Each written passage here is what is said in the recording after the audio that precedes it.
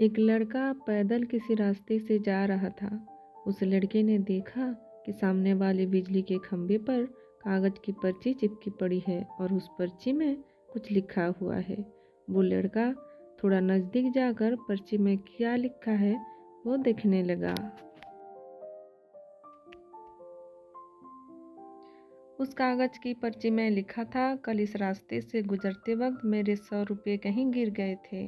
मैंने ढूंढने की बहुत कोशिश की लेकिन मुझे वो नहीं मिले। कृपया इस रास्ते पर कहीं भी किसी को भी मेरे 100 रुपये मिले तो इस पते पर पहुंचा देना। पर्ची में उसका एड्रेस भी लिखा हुआ था। लड़के को ये पर्ची पढ़कर उस एड्रेस पे जाने का मन करने लगा। वो लड़का उस एड्रेस पे जाने के लिए आगे बढ़ने लगा। उस एड्रेस पे जाकर लड़के ने देखा कि वहाँ पर एक झोपड़ी है। लड़के ने बाहर से आवाज़ लगाई तो उस झोपड़ी में से एक वृद्ध औरत लाठी के सहारे बाहर आने लगी।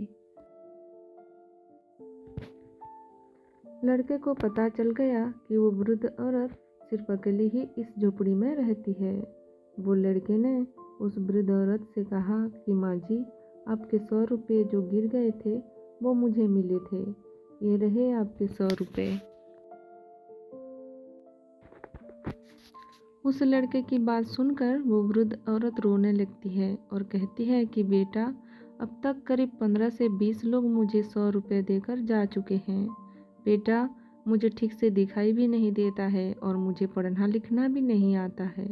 पता नहीं किसने मेरी ऐसी हालत देखकर मेरी मदद करने के लिए ऐसा लिख दिया है।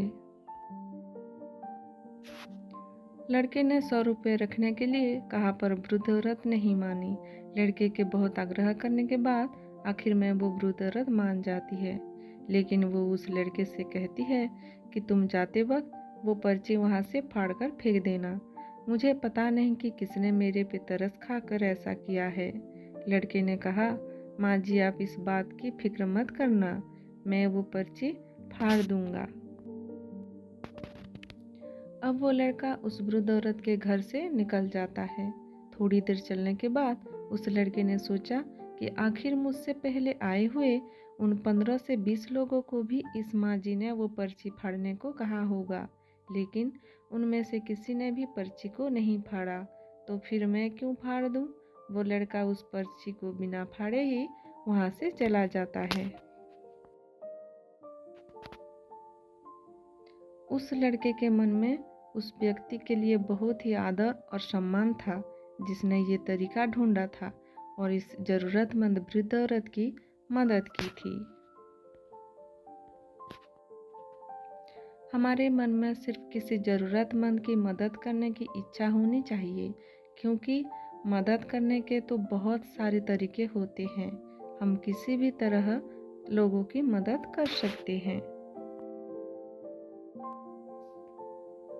तो दोस्तों, आज की ये कहानी कैसी लगी कमेंट करें, नेक्स्ट कहानी का इंतज़ार करें और चैनल को सब्सक्राइब करें। धन्यवाद।